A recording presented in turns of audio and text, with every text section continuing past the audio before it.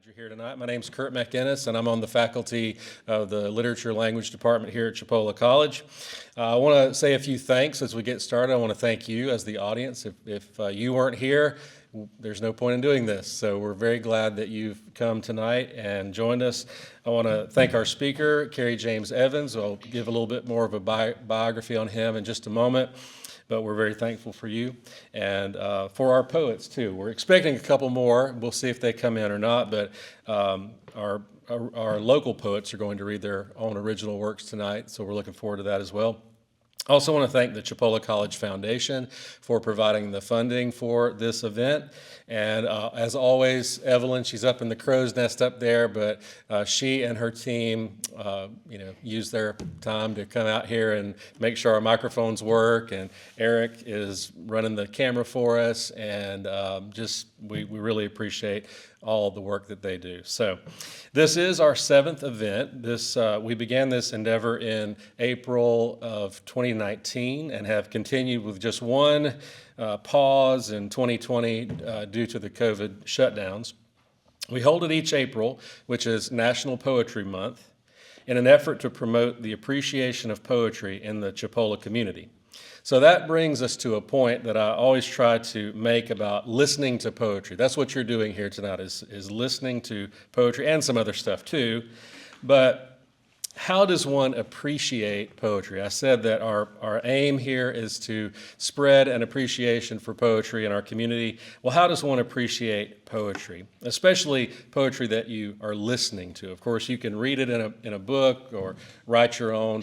That's kind of different. But when you're at something like this, how do you appreciate it?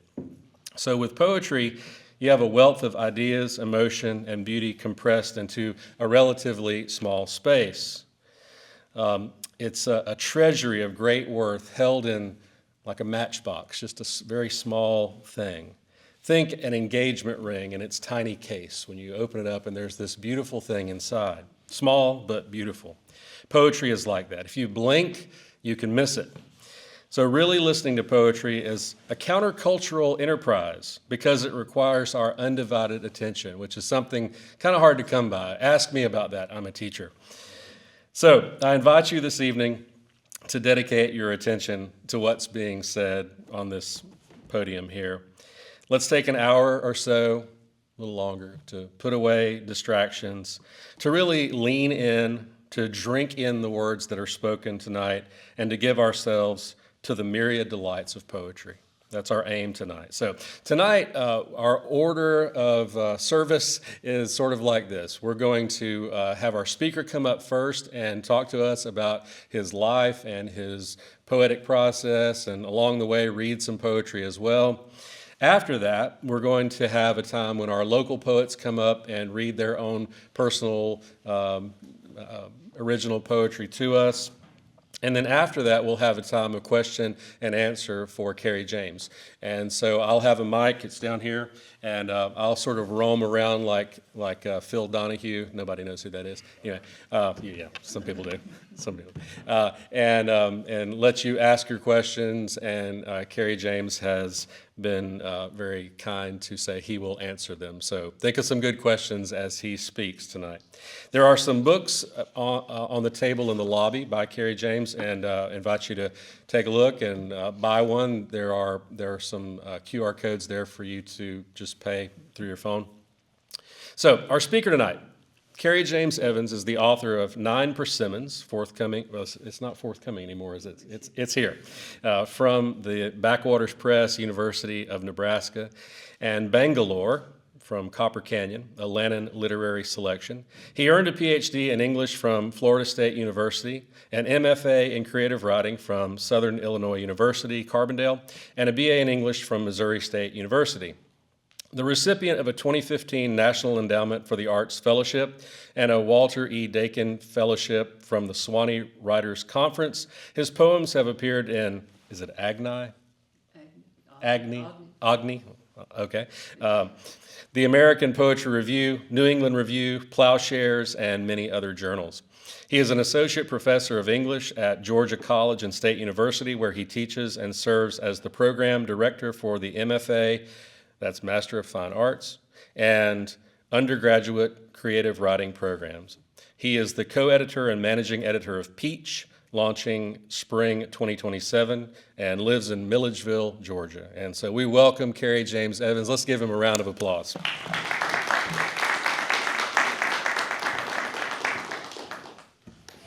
Thank you for that. Yes. Thank you all for being here.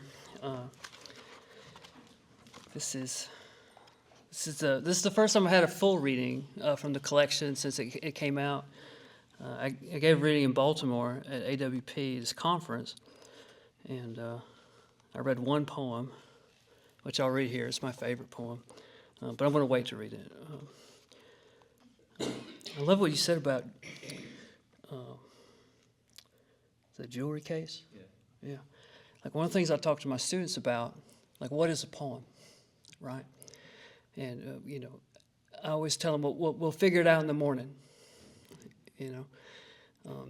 But one of the things that what I love about poetry is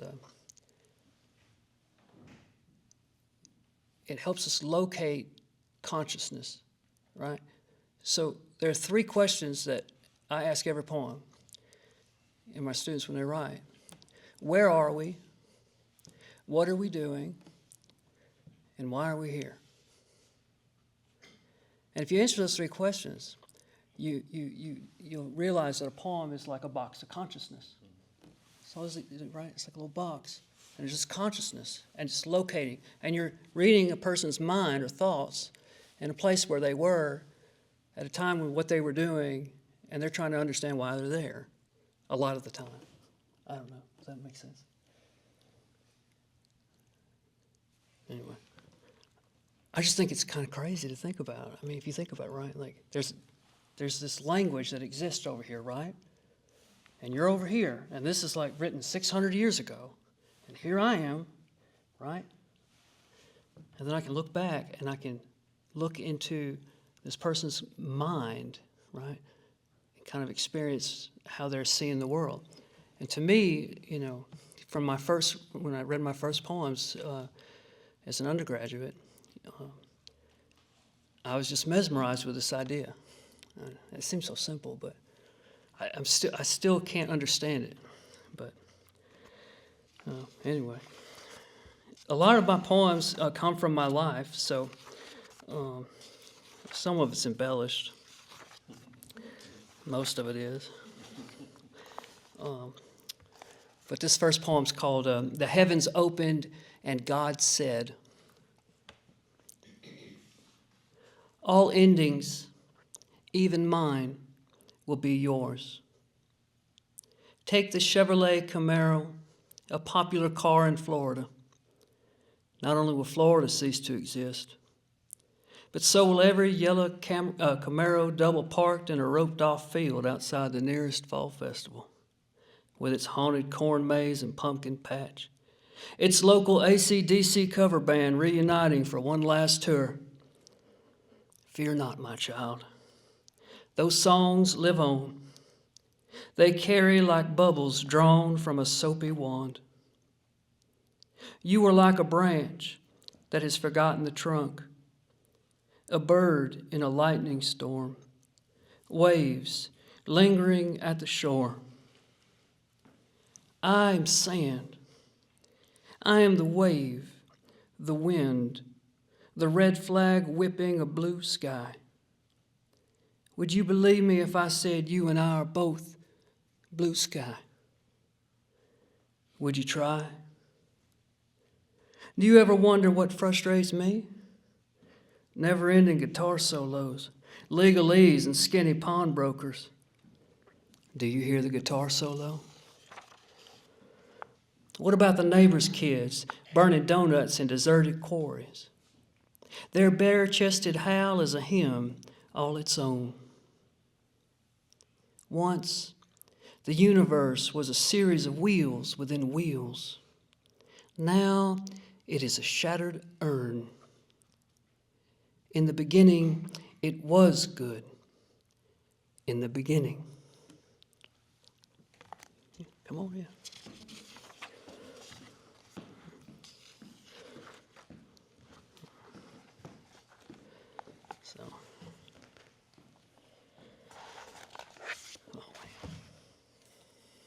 Y'all doing okay?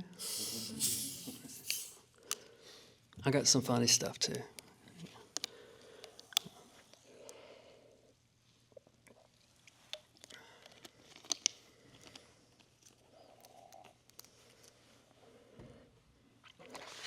This was not funny though.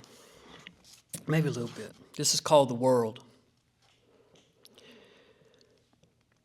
This is mostly true. My parents were married in the living room of my uncle's trailer with me still in my mother's womb. My mother, with her new license, loved Dolly Parton and roller skating. She was 16.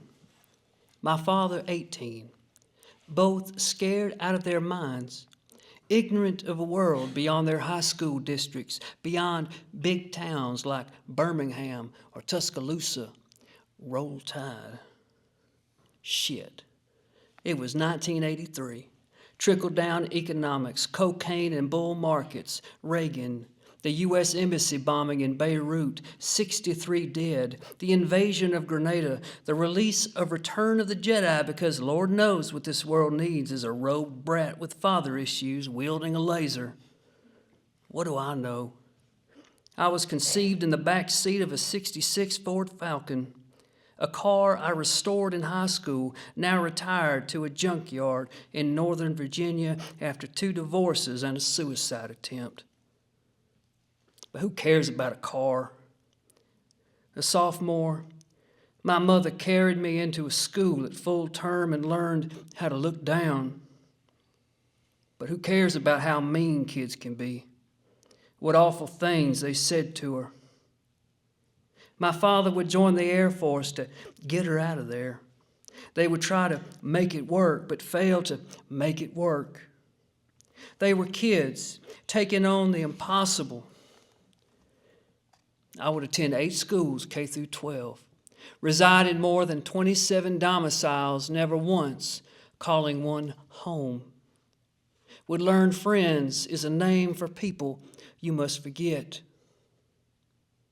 Look at me now, a 38-year-old revolver loaded in the glove box. Open it.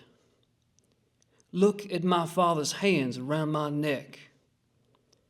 Look at his father's hands around his.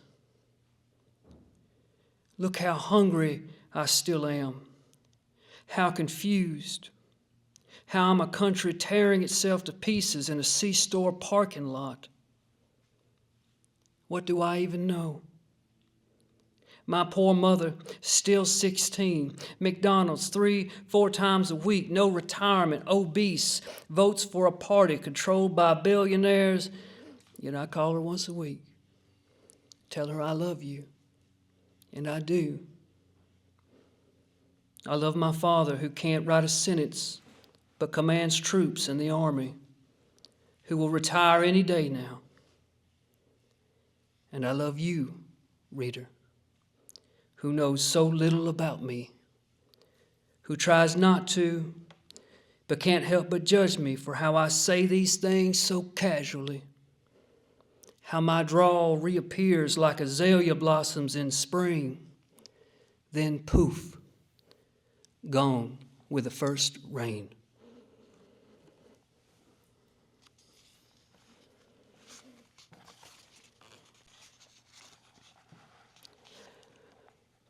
This next poem is called A Photograph. It was a boy in the window, and it has like a look. All I'm doing is I'm looking. I saw this photograph, and there's a teacher, Carolyn Frichet. She wrote this great poem called The Colonel, and I took a workshop with her. If you haven't read it, you should read it. It's a prose poem. It's called The Colonel by Carolyn Frichet. She's got this image of these peaches. This is ridiculous. It's one of the best images you ever see. And the poem will haunt you.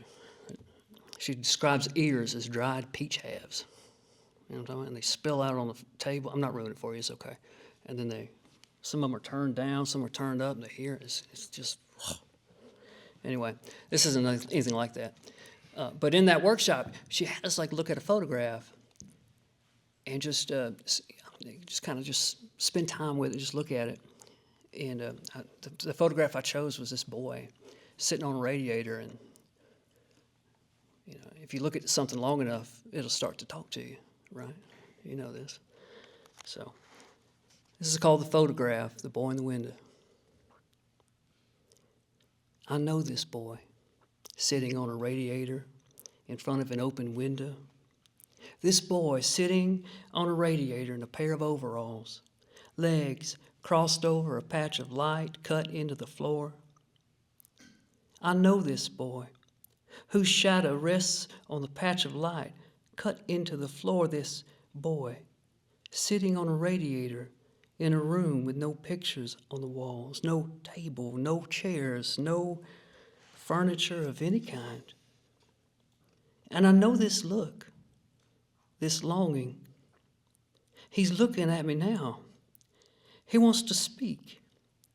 It's spring and he's sitting on a radiator in front of an open window. Outside, a bird in a gutter, 2 trees, what appears to be a house, a rail, another window, another bird. But the boy isn't looking outside. He's sitting on a radiator looking into the camera at me, his mouth clenched around a word he has yet to learn, a word he will never find. Even now, he seems to know this, his legs crossed, almost swinging, one hand on the sill, the other resting on his lap.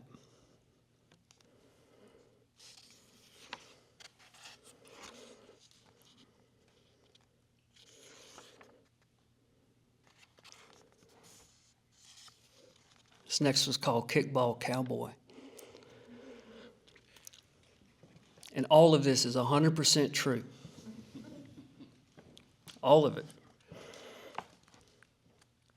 One day in 3rd grade, I grew tired of being picked last for kickball. So I showed up to school in a pair of faux leather cowboy boots my grandfather rescued from a dumpster. It worked. I was picked first, and on my first attempt, my pointy boot hit that red rubber ball dead center. Doink into the outfield. Doink into Trey's face. Doink down the line. I scored 6 runs, leading to the annihilation of our opponents. If my teammates were strong enough, they would have carried me off the field. Alas, they too were only 3rd graders. But they had their champion, and I had their love, at least until lunch, when my newfound fame would be usurped by the runny cheese of Nacho Day. But oh, how I sat in the warm rays of victory, trying to memorize math tables while Miss Spelling took her secret nap. I wonder if she ever dreamt of robins pecking the earth that made us.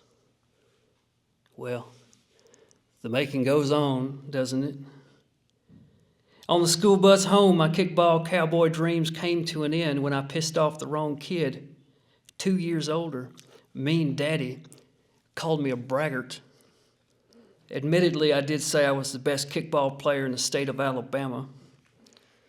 To this day, I have not been disabused of this notion.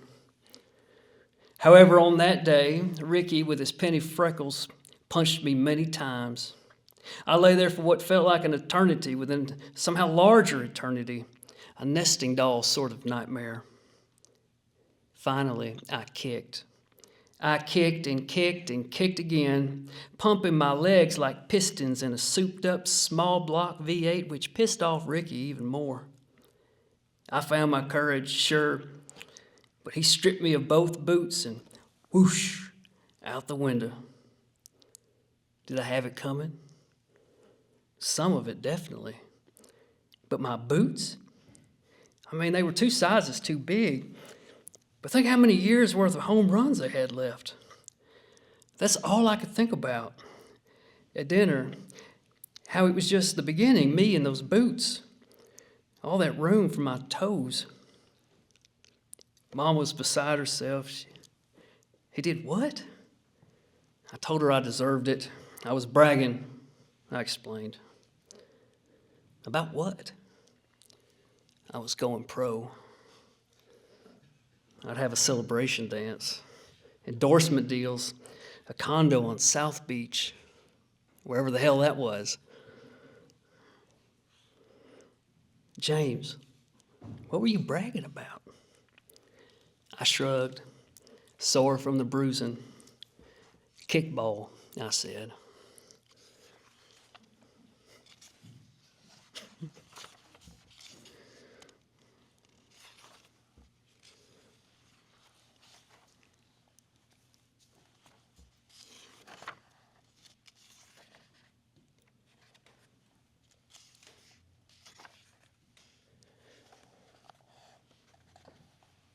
Nine persimmons. This has an epigraph from Mark 14:15, and he will show you a large upper room furnished and prepared. There, make ready for us. Y'all know what persimmons are? You do? You ever eaten one when it's not ripe? Anyone? It's awful, isn't it? Yeah. I love the persimmon. It's a winter fruit. It's so strange. It's not like a lot of the other fruits. You know, it ripens when everything else is dead.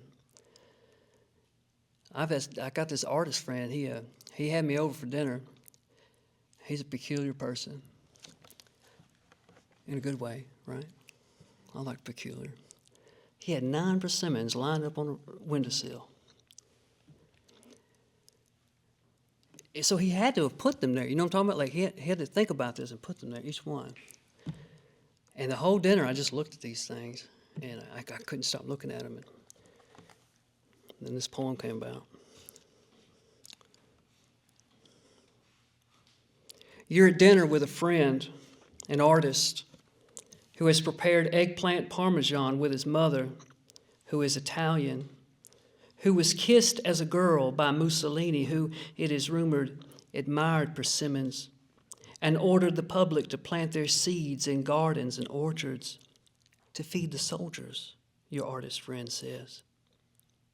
Across from you at the table are 9 persimmons ripening on the sill, lined up like little round soldiers wearing green hats. Aren't they perfect? He says. They are, you reply. They are the most sincere fruit, he says. When you ask, why do you say that? He says, look at them. You do, while his mother recalls what she heard in her youth.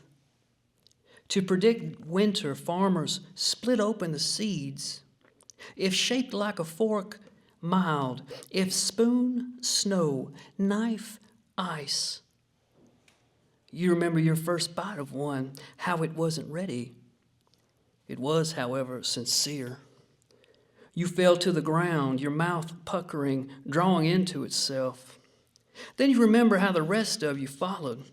A spoon and knife kind of winter, huddled around a space heater in an unfinished house with a can of potted meat and 6 saltines. A fine dinner, you thought to yourself, grateful for each bite. Besides, there would be other winters, and often the milder ones hit hardest. Sometimes loved ones disappeared for no reason, others for good reason. Then there's the one you really love who decided last Christmas to leave you, then changed her mind. I was confused, she said. I have loved you always, she said. You divorce the following year, but you're not there yet. No, you're eating dinner at your friend's house, and those persimmons are ripening on the sill. She's sitting next to you, while your friend's mother explains all you'll ever need to know about this fruit. And it's in this moment, fork and knife in hand, napkin on your lap, when you realize you don't need to crack open a seed to predict what you already know about winter, which is this: everyone will leave you, or you them. And yes, it's dark, dark as the dead sun at solstice. But you're grown now, and so is your wife. You've arrived at what you've both known all along but couldn't see until now. You begin to notice all sorts of things. The gingham tablecloth matching the curtains, the bell on the mantel, the light at the dock.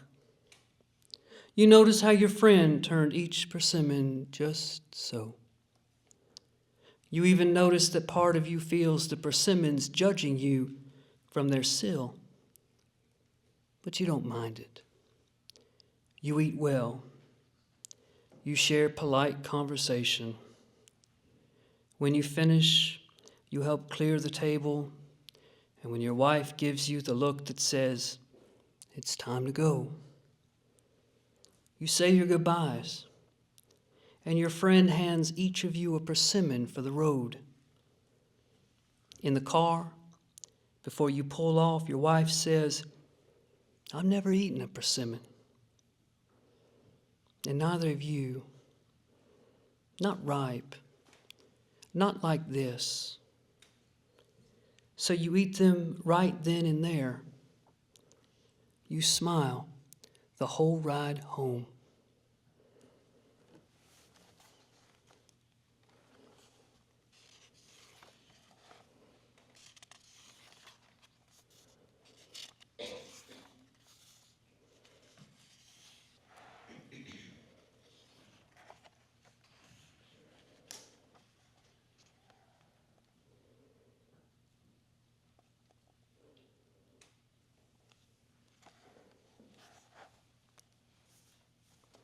Sun and Moon. This is in two sections. So the first one's like, it's like the sun, the second one's the moon. How is it a college dropout finds himself at a bluegrass concert on a mountainside in southwest Virginia wearing a lampshade for a top hat? It's raining and Vince Gill's singing an a cappella rendering of "Go Rest High on That Mountain." And the mountain is listening. So too my grand projection, Mr. Lampshade, who's walking barefoot into the porta potty, knocking his hat onto the ground, where it stays until he wobbles back out, zips up his pants, and "How high do you think he is?" my friend asks, leaning over the cooler. "High enough to wear a lampshade as a hat," I say. "He does sort of glow," she says. "Doesn't he?" When I was barely old enough to speak, Mother says I looked out the car window, made a come hither motion with my hand, and said, "Come to me, moon." Several years later, it did, in a dream. Though it wasn't white like it is in the sky, it was sort of like coal, but also like a pearl. Songs swam around it, like a school of seahorses holding on to each other's tails. When I woke, I write what I remembered on the bus window with my finger. I impressed a friend, Amy. She blew me kisses, gave me a mixtape with songs she recorded from the radio. In her Valentine, she wrote, "You're mine, always." She didn't know that I would soon move, that always is not a word heard on the moon.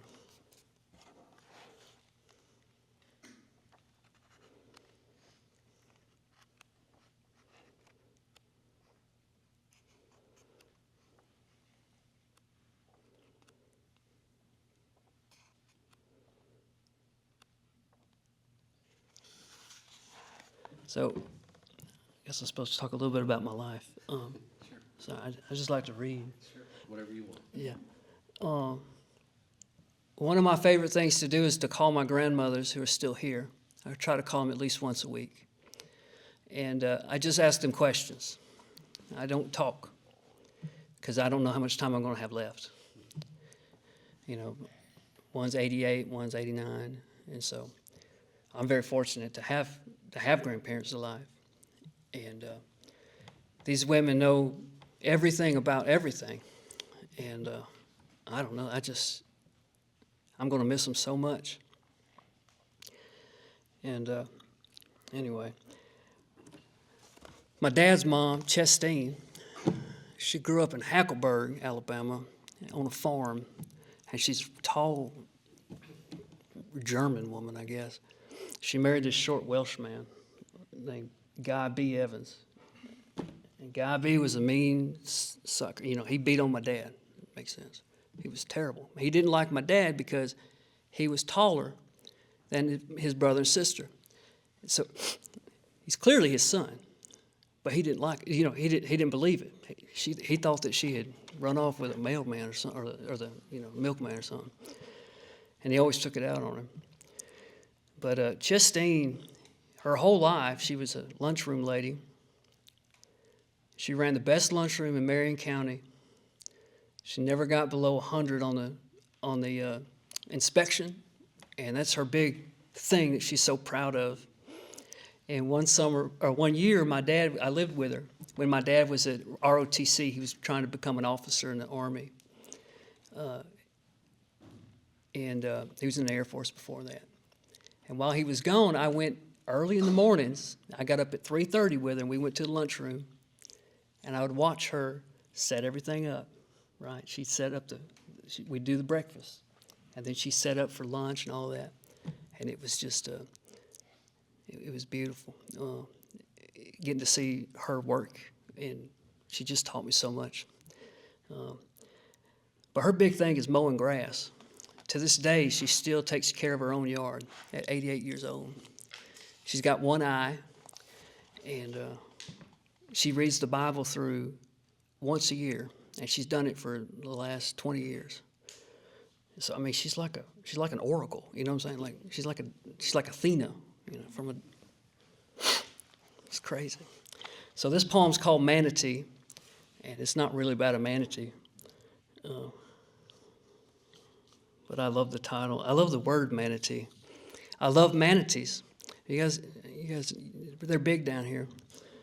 I just love to go to Wakulla Springs and look at them. I just got off the phone with she was 86 this time, with my 86-year-old grandmother, with whom I spent half an hour comparing weed eater brands.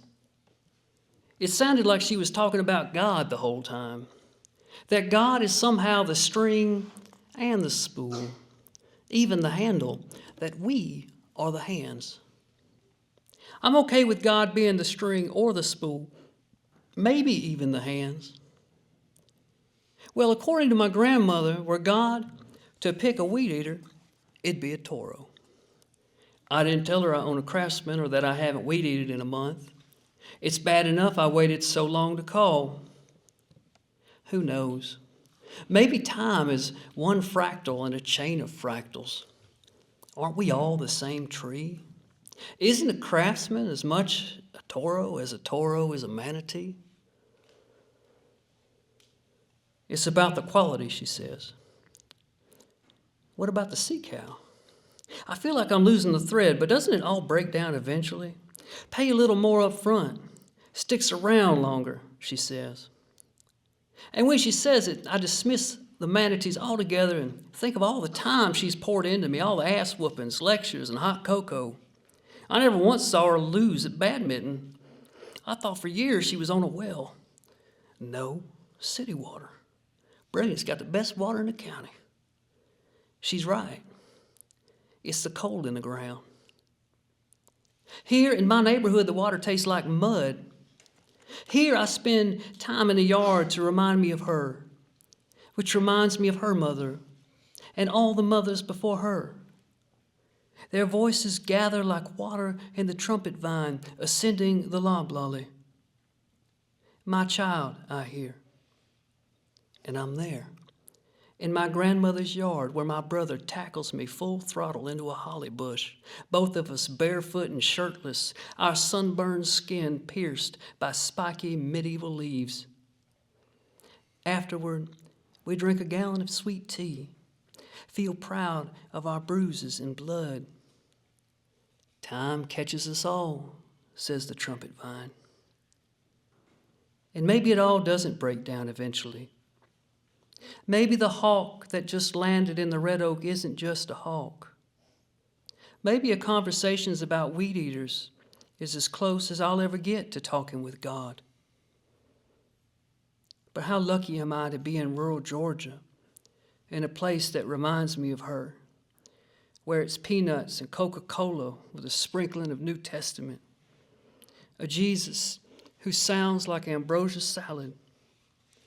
Verily, verily, I say unto you, butter your popcorn heavily, salt it well, then toss, for the dessert of heaven is not born of sugar, but of grain. I hear you, Jesus. Verily, verily, I hear it. And when I do, there I am again, BB in my leg, pumping an air rifle. Another futile dispute with my brother. We hide behind trees. Peekaboo. Fire. Then the yelp. The story at school the next day. The argument over who told it better. There sails another memory. The last of it flickering off a candy wrapper in the ditch.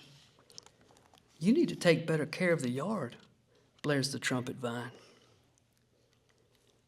Would you look at that? There goes the hawk to make another cloud.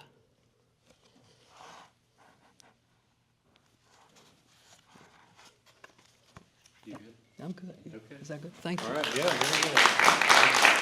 Thank you.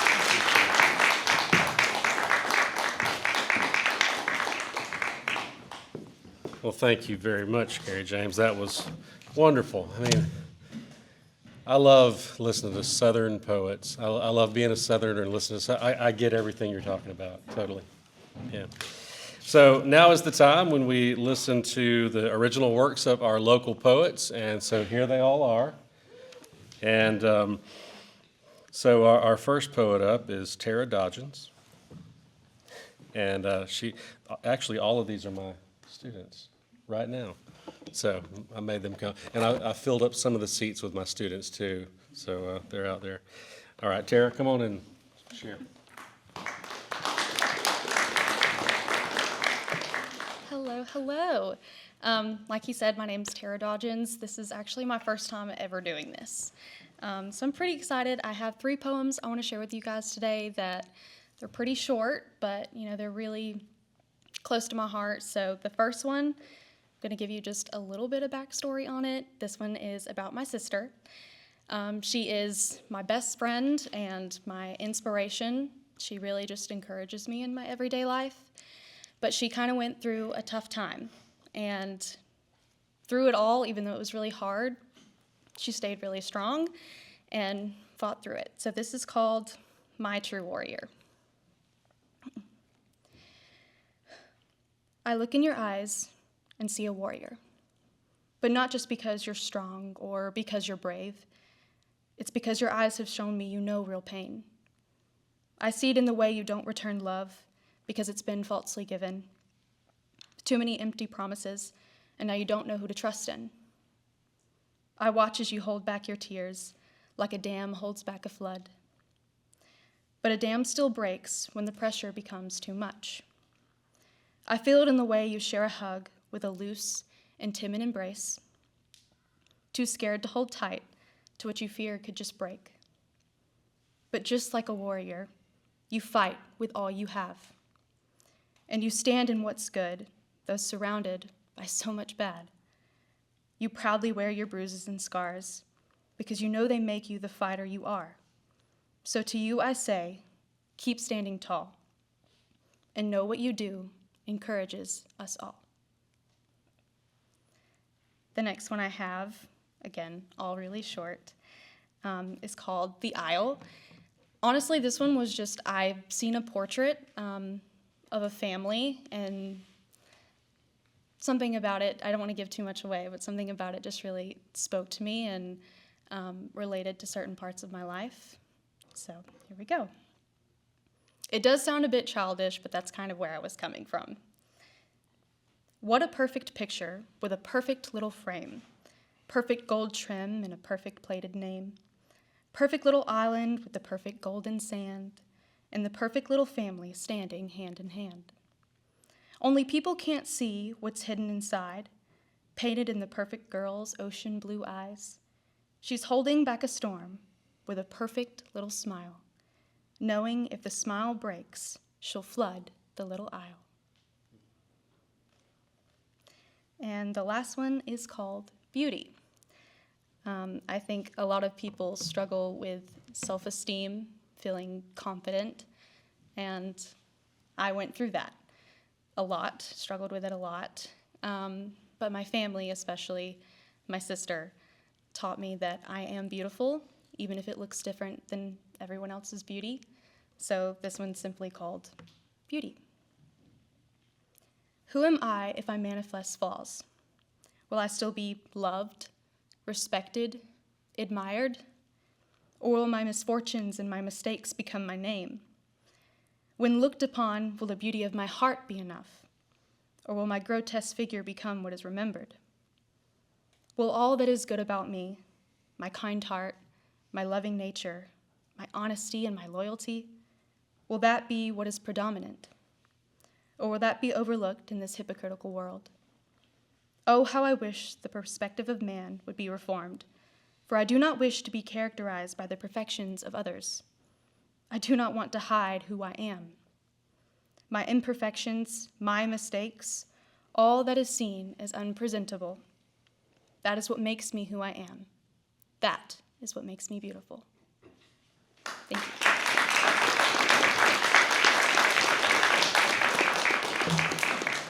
Thank you, Tara. Appreciate that. Next up is Sarah Benini.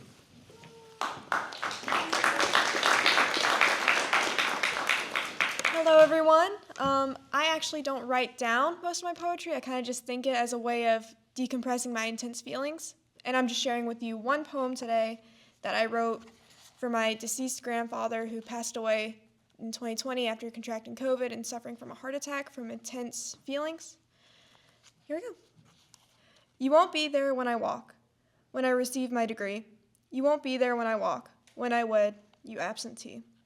But you were there when I walked and when I learned how to talk. So you'll be walking with me, always in my memories. That's it.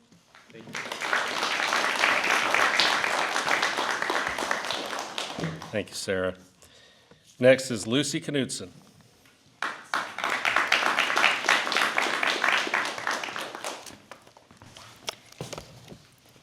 Okay, so I'll be in my room and just a bunch of thoughts go through my head, so I'll just pick up a notebook and write stuff down. It's mainly about my dad who passed away, but it's called Time. The leaves of time break and fall through seasons, each descent a melancholic sigh, as memories like phantoms drift on by through echoing chambers of forgotten reasons. The heart, a haunted mansion, cold and vast, where shadows dance, whispering of despair, a constant ache, a burden hard to bear, as fleeting moments turn to ghosts of the past. And in this twilight realm where life has fled, wandering lost, a solitary soul, yearning for a love that made me whole, now buried deep among the silent dead.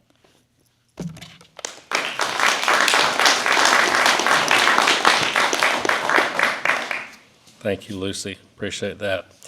And next is Craig Johnson. Hi, everybody. My name is Craig. I have a sonnet I wrote that I think you guys will like, so I hope you enjoy. All right. Crimson heralds flutter above my keep, a warning to those who wander abreast. By day they cause woe, and by night stay sleep, anxious worry, a tightness in my chest. One cannot love if there's no love for self, myself empty of love mirrored in glass. More books to help the self upon my shelf than words read of self-help, and those third class. Of fraudulent love, all I'm capable, for only fraud that I am worthy of. A rotting grin, misnomer, mislabel, flying high these cautions here and above. But the largest red flag there is to see is the one that you fly by loving me. Thank you. Thanks, Craig. Appreciate that. So I'm going to bring up the rear with a couple of poems tonight, which both happen to be about family reunions. And the first one's called Family Reunion. The family reunion ain't what it used to be back in the 80s, when all the old timers, my grandparents' generation, the brothers and sisters, children of the patriarch, were in their latter prime. Old enough to be sure, but still strong enough to carry the weight of the family's history and their still stable memories. We'd gather at Great Momo's, she of the crocheted lap blankets. Not so today. Today, the first cousins are elderly, dying off quickly, or too frail to show up, or too indifferent. I can't blame them. I'm indifferent too. My connections tenuous, my memories borrowed, both in constant need of reattachment and reminding. Still I go and go and go, year by year, dutifully dragging my own reluctant brood to a thing non-existent to any of them. I've only ever attended really out of a sense of duty, obligation. When I was a child, the decision was made for me. As an adult, it's really no different. Now my guilt has become my parent and rouses me from slumber every first Saturday in September to propel me toward an event that will surely die as soon as its interested parties do. And then the other one mentions family reunions, but it's really about my father, one of my favorite subjects. It's called The Valley. We all have it, that lumbar valley dipping down precipitously between hills of taut muscle on either side. No matter how protuberated the ventral might progress as years proceed, the dorsal still retains its fit form. It is the hereditary mark of our mankind, a paternity test of sorts, handed down from God knows who, from God knows when. My own father took his deep valley to the deepest of all troughs. Oh, how I miss it, and him, and everything I treasured in him. And so, at family reunions, I search for him in familial embraces, holding my male kin close, my hands splayed across the smalls of their backs. I feel him, and for a moment, these fraternal clasps, perhaps innocent, incidental to my uncle, brother, and son, become to me mystical thresholds over which he and I are conveyed from these lowland vales, and arm in arm we tread upon the heights. Thank you.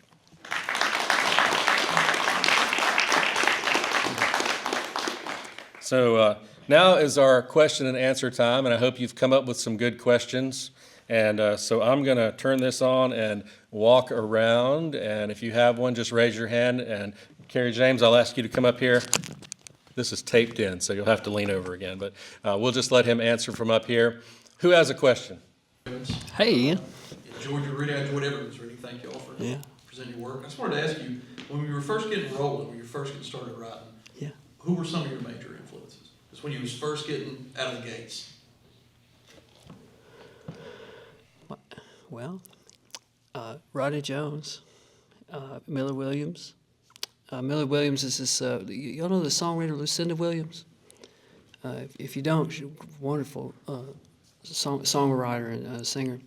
But her dad, Miller Williams, was an Arkansas poet, and he taught at Arkansas for years. And I remember reading his poem, Ruby Tells All. It's a persona poem in the voice of a woman working at a truck stop. And this is a dude that wrote it. And my God, that poem is, if you can find it online, it's great.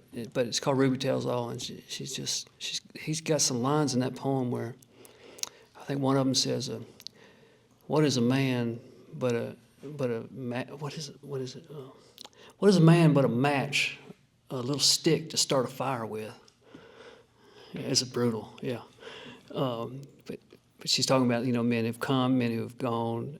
She had a daughter that left her, but that was one of those first poems, because I spent so much of my life on the road, because we were always traveling to see family. We lived in one place, lived in another, and we were always at truck stops. And that poem was one of my first ones. Another one was Yusef Komunyako's Facing It. And I remember, and that really helped me kind of find a way into the military subject. I didn't read about that tonight, but yeah, Dante. I read Dante. I don't know how much I understood it back then, but I read the hell out of it all the time, just constantly. I loved Whitman. I discovered Jimmy early on, James Kimbrell, and finding people, finding Charles Wright, like finding people, the fugitives, that were that helped me kind of understand where I come from and like who I am, because I lived so many places. One of my big things was like, well, you know, this is where I come from. This is where I come back to all the time, and trying to understand what it means, you know. And, you know, I always worked on my uncle's farm in the summer. He bred mules, and I was always working, you know, hauling hay and, you know. But I always felt kind of away from home and then trying to find home at the same time.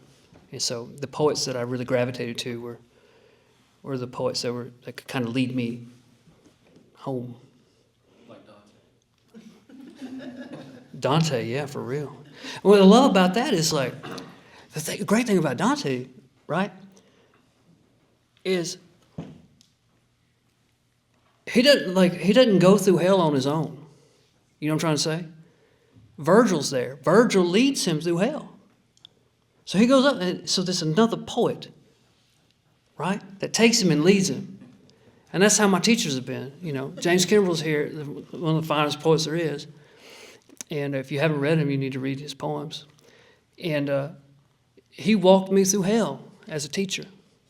Taught me how to write a poem. Taught me where home is, who I am. Rodney Jones did the same thing for me.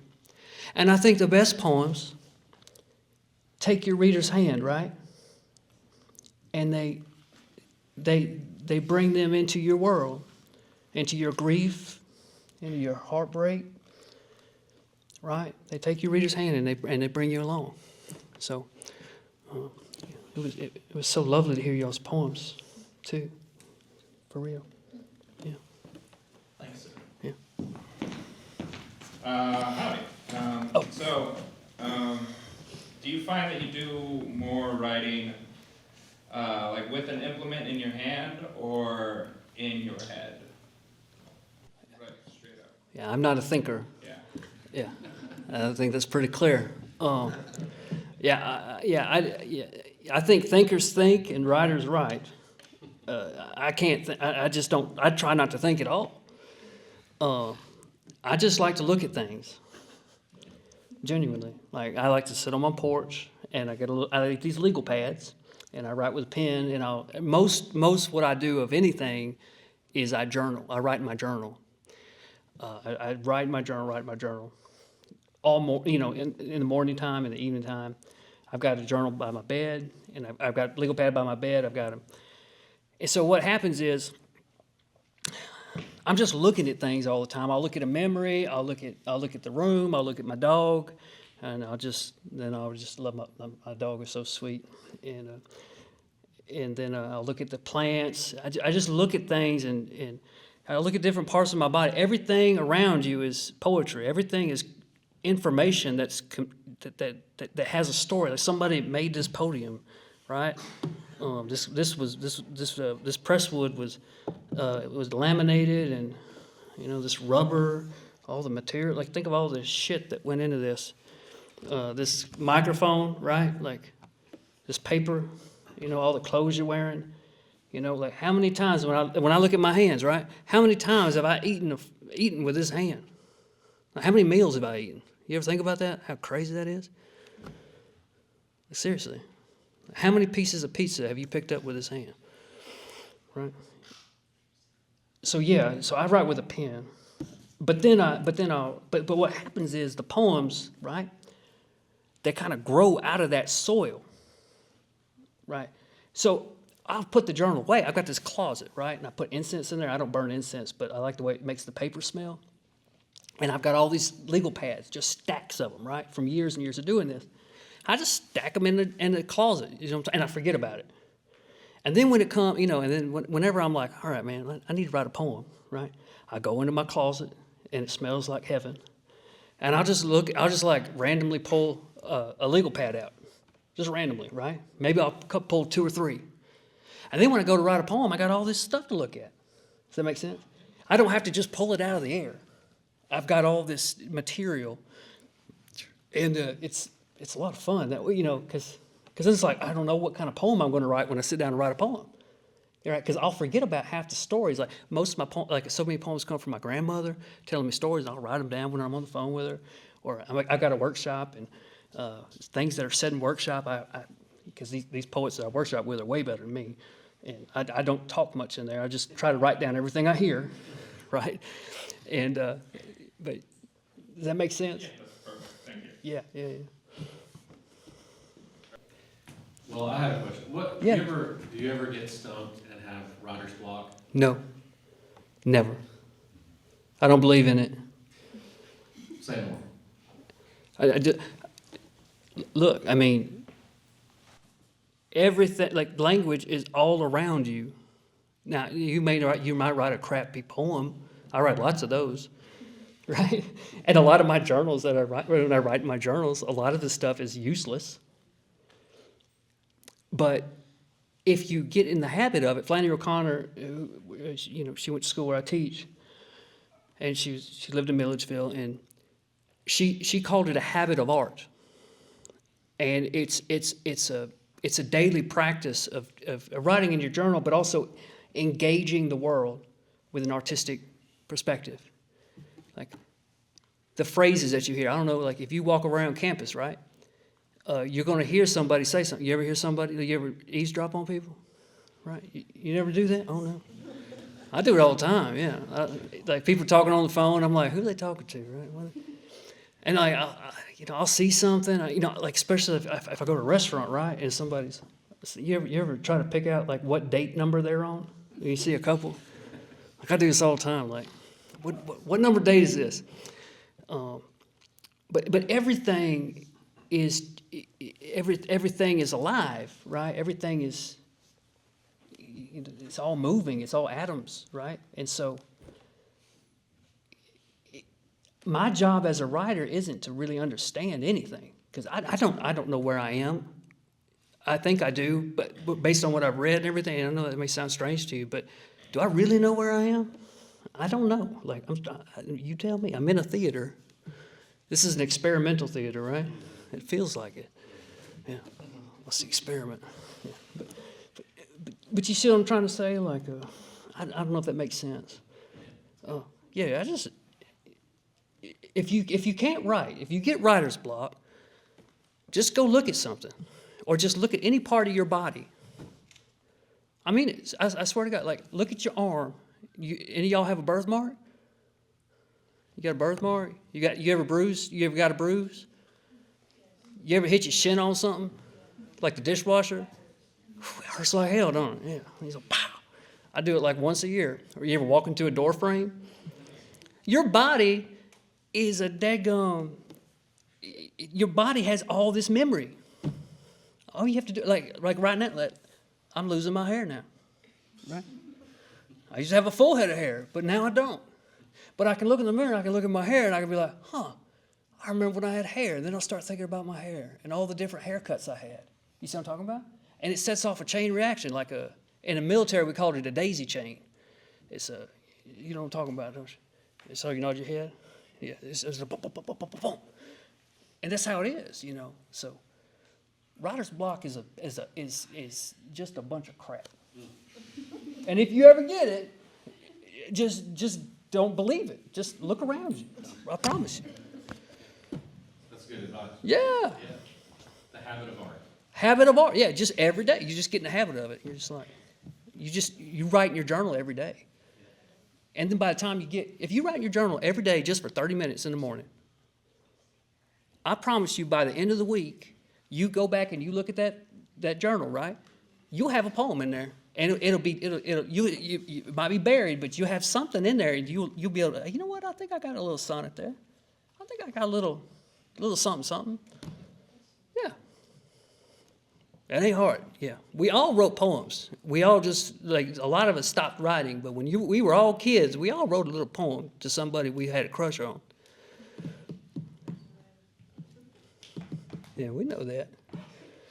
Yeah. All right. Any other questions tonight? No? All right. Well, thank you very much. Thank you. Well, we really appreciate Carrie James Evans being here with us tonight, and I think it's been a great night, and I hope you've learned something and been inspired to have a habit of art maybe in your life. I have been. I get writer's block sometimes, but now I don't believe in it. It's not real. All right, so well, this concludes our evening. Thank you for being here, and I hope you come back next year.